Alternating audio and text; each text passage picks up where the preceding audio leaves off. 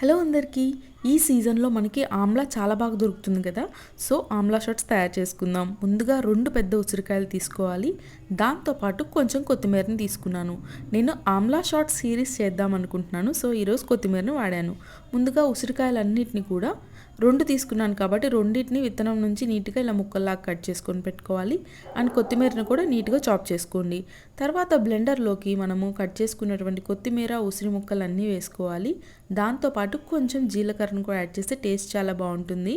దానిలో తగినంత water add చేసుకొని నీట్గా బ్లెండ్ చేసుకోండి.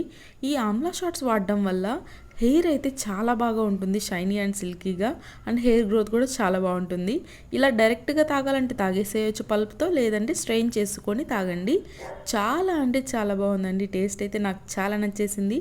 సో నేను ప్రతిరోజు కూడా ఒక్కొక్క కొత్త ఇంగ్రీడియంట్ యాడ్ చేసి ఆమ్లా షాట్స్ని వీడియో చేస్తాను. వీడియో నచ్చితే లైక్ చేసి ఛానల్ని సబ్స్క్రైబ్